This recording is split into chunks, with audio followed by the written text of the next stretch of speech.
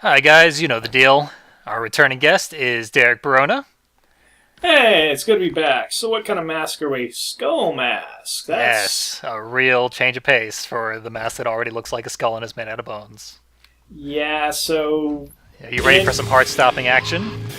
I'm just sitting here thinking to myself that you basically gave me the clown arena and now you're giving me the clown mask. Oh, there's a clown ear mask. And by the way, the heart stopped while you were talking, so Awesome. heart-stopping action delivered. Ooh, what the hell happened there? It just looked like they self-destructed. Yeah, these are the most worthless enemy in the game, and we only saw them once in the main game. They are the kamikaze ghasts. That's what they do. They Self-destruct. they look like horribly aborted fetuses.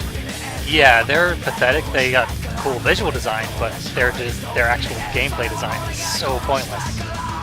All they do is destroy themselves and do, at best, a tiny microscopic chunk of your health. Like, we got hit twice by them, and look at Rick's health. Yeah, it's wow. I didn't even notice it until you pointed it out. Jeez. Yeah, they're even more pathetic than these homini, because those guys at least take 2 hits. Kamikazes take none. So you're already You've already got the weapons cache building up over there. Yep, that is the gimmick of these DLC ones from the main game, actually. This is one of the ones that's a pre-order bonus, and it takes place in a main game area. The giant heart ring, of course. Exactly. And the gimmick I mentioned is that you start off with a really badass weapon right in the middle of the arena. Yeah, so your options are a chainsaw or Rick's severed arm, Yep. which ironically is one of the better weapons in the game. Yep. It's actually a pretty tough choice. I'm saving them both for quite a while, in fact. I find the cruel irony in that, actually. Rick losing his arm is one of the better weapons because a lot of his other parts tend to shatter. Yeah, like he's made of dust normally, but that arm is rock solid. Yeah, that's like one of my least favorite visual parts of this game is how grody he starts to look when he's got pieces missing out of him. That's one of my most favorite parts. Well, I'm willing to forgive a lot of other parts of this game. It's like I'm actually normally kind of weak stomach. I'm not afraid to admit it. You know, So it's impressive that you made it this far. Well, there's a difference between blood, real gore, Yes. and Rick's intestines showing through holes in his stomach are kind of close to real gore. Pretty close. Where does intestines being yanked out of a monster's ass rank on that list? Grody, but not like stomach churning because Silly it's enough that it gets away with it. Refuge and Audacity, yeah. Yeah. There it Which is. So speaking of Audacity, I gotta go over this now. I was fairly outspoken about it in the thread, but what the flying hell was that ending? I knew you were going to bring that up, and I was hoping you would. Yeah, it's like, okay. I want to break this down. We knew from the start that the mask was not playing with straight hand here. Mm-hmm. You know, I can accept that. You know, I can accept his entire plan was just to be the biggest asshole. Yep. And real quick, that achievement there is for 150 kills with severed enemy arms. Nice. Yeah. So, yeah, it's very clear that from the very beginning the mask is playing everybody. It's not clear to what extent that's true. well, his whole master plan seems to be for over the last 2 centuries. I think the way somebody worded it in the thread was he intended to open the door for the corrupted just to slam it back in their faces and laugh. Yeah. Which is fine. I'm all for petty revenge plot that takes place over several centuries and kills a lot of people. But the actual breakdown of how it went from there is what pisses me off. Like, Yeah. it's obvious they didn't have enough time to make it a real boss fight, so it's more just a From a crowd. gameplay perspective, it's completely unforgivable that entire last stage. it's an escort mission. Yep. That's the worst thing. It's like, it's not even... Yeah. And the final boss is 3 button presses, actually. Yeah, that's just so much bullshit. Yep. I think, what were they saying, like... I'm pretty sure it was this thread that did it. They were talking about how the ending, like, statistically, not a lot of gamers actually reach the end of a game. Yeah, there was a lot of talk about that. Yeah, okay, it was this one. So they front load the fuck out of it, and then the ending itself is where all of the budget is gone by that point. That's clearly what happened here. Oh, hey, one of those things that actually... there we go, some actual decent placement of kamikazes. Yeah, they occasionally glitch you up a wall in this area. This area is actually very glitchy for a lot of these enemies. They're not supposed to be here. So we're going to see a lot of crazy crap in this area. Nice. I can't tell if you're just unlucky with the blue guys or if you're actually letting them cut the arm off so you've got more stockpiled. No, for the most part, they're actually very hard to avoid. Their hitbox is pretty ridiculous sometimes. They get you when you don't think they're going to get you. This is a pretty small area to be fighting in, honestly. Yeah, it is, which I kind of like the smaller arenas. Less room to hide. You're almost always threatened. Yeah, but there's a difference between small and, like, boxed in by the geometry. Yeah, the awkward shape of this one is what causes so many glitches. Enemies try to walk through those curved walls there because they're not registered as walls in the mapping. Yeah, it's pretty obvious that it's... So, back to the ending. Yeah, it's obvious that the final boss was obvious, you know, I'm repeating myself here. The final boss was shit. But then the actual ending itself is just utter crap. Yeah, for like years after seeing that ending, I just didn't give it another second's thought because it's so uninteresting. Like, I don't care if Jen's evil. I assume the mask would just smash her guts in because he's not afraid to do that. I don't know why he didn't just leave and give us Jennifer being possessed as our problem. It would have been more in character, honestly. Mm-hmm. You know, it just be like, hey, thanks, you know, have fun. And they've shown repeatedly Rick's pragmatism in possessed versions of Jennifer attacking him. Like, he crushed, who was it, Lenora when he thought she was Jennifer. He killed mirror clones of Jennifer. He's just killing Jennifer all day long. Mirror clones were honest, you know, that's obvious. That's pretty blatantly evil. But Lenora, he definitely thought it was Jennifer. Yeah, you know, honestly, I'm not too convinced on that one, because he thought he was Jen when she was burning to death, obviously. Yeah. But after she busted out and started trying to rip his face off through the mask, you know, that's the point where it does become smash first, think later. Yeah. If nothing else, he's desensitized to murdering his own girlfriend. Well, when you put it that way, it makes him sound like a total asshole, doesn't it? Yep. Those kamikazes just walked up the air for a couple of... Oh, I saw that. And then that kamikaze threw himself across the room. Yeah, that was like an air dash shit right there. That was a teleport, and just to get grabbed.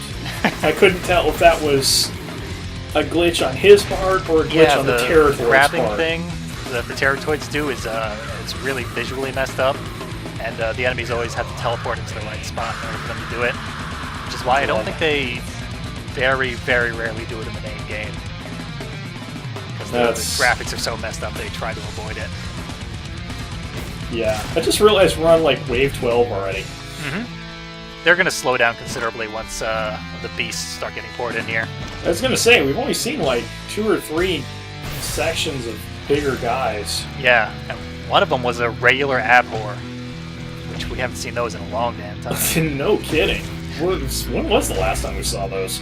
They completely phased them out in the Ruined Heart chapter, actually. So about 3/4 into the game. But the last quarter of the game is much longer than the others, so... Yeah. Now, you were talking about the mask and sort of questioning his motives.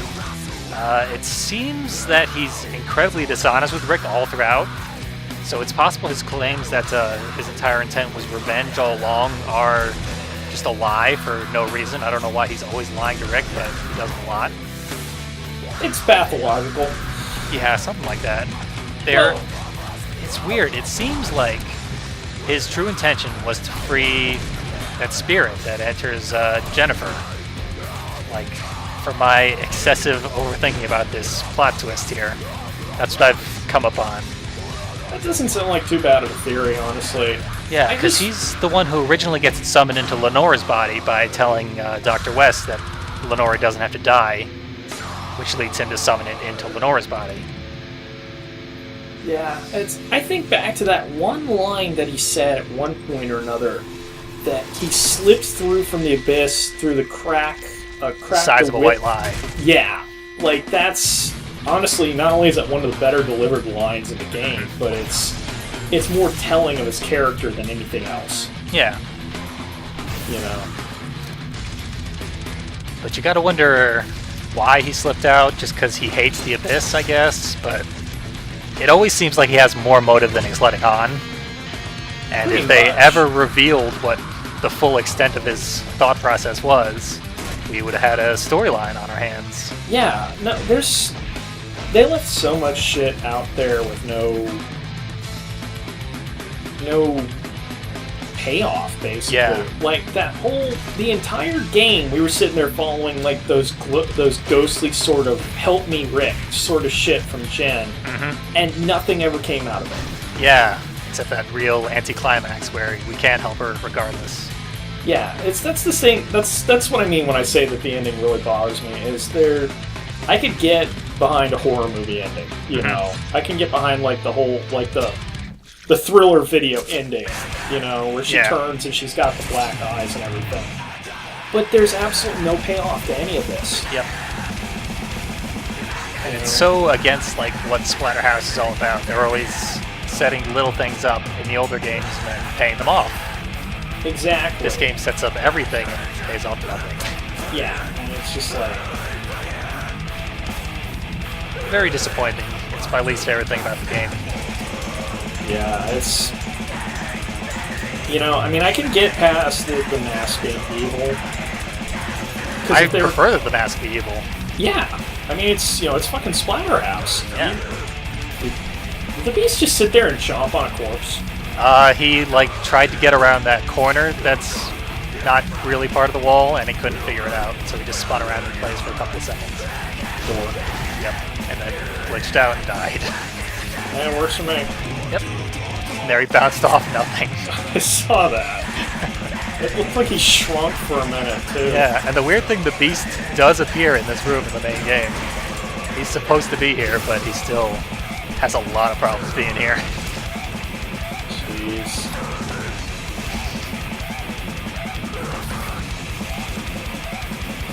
So, I don't know. Overall, I thought this game was pretty good, but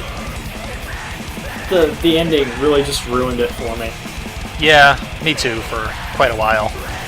Like, it's got everything, you know? If you can get past if you can get past playing it.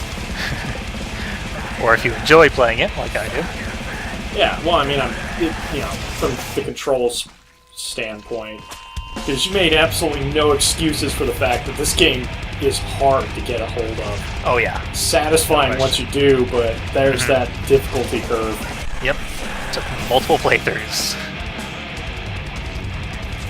And it's, once it gets going, it's actually pretty fucking good. You know? Right around the time, and of course the Biggie Man fight is utterly amazing. Yeah. That really About is half of the bosses are really excellent. Yeah, the Biggie Man fight is pretty much where I stopped, like, watching this as just, Splatterhouse cool, and it became Splatterhouse fuck yeah. Yeah, that's exactly where a lot of people were finally won over by the actual game instead of just the cutscenes. Yeah. Because I've played the original Splatterhouse on the TurboGrafx. It's the only Splatterhouse I played up to this point. Biggie Man is in fact where I die every time. Oh yeah. So I can appreciate him for his difficulty. Yeah. That's the right word. In fact, given how much of a roadblock he is in the original game, he should have been a lot harder in this game. Honestly, I really liked the way that they did it with the 2-stage 2D section first, where you just shotgun the face. Yep. And then he comes back as like, yeah, you thought that would work this time? Yeah, it's very nicely done, well presented, and well executed. Fun to play and intensely impressive. It was fun to show off. Speaking of impressive, good lord, he is covered in blood right now. Yeah, that's actually a different model that Rick gets. If you do the heavy attack with the chainsaw and hit somebody with it, it replaces all of his skin textures with blood except for little patches of it. That's neat, actually. That is one of those neat details. So, since we're talking about him, I gotta go ahead and ask, is this the one where he shows up? No, he's taking his time for his comeback. Damn it! Lazy bastard. Yeah. He's holding out for more money, I'm sure of it. Then again, I'd hold out for more money too if they asked me to make a repeat performance in this game. Oh yeah. See, the would want to problem... see Rick twice. Yeah. I think... I keep coming back to this ending in my thoughts here. My biggest problem is the fact that it obviously sits there and sets up for a sequel. Yeah. With the really unrealistic intention of having a sequel. Yep. Completely absurd. I mean, the game took about 4 years to come out from its first development time to actually being released. Changed development studios in the meantime. There's virtually no chance of this seeing a second game. Yeah. But they still rolled the dice. Well, they got a 1. Yeah. They botched. Seriously. Like, you can justify the ending all day long, and you can rewrite all the missing parts and come up with something satisfying eventually, but the fact remains that it's desperately incomplete. Yeah, and that's the greatest shame, because it's, you know, what they have is okay, but what they have also pretty much destroys the series forever. Mm-hmm. Yeah. You know, it's almost... What the flying fuck? That's a visual glitch with the Terratoid's ability to make enemies get real strong. It's that the purple aura around them sometimes turns into spaghetti. I almost thought that was some weird kind of Aegis for a second. I was like, no, that's just a terrible, terrible glitch. Yep.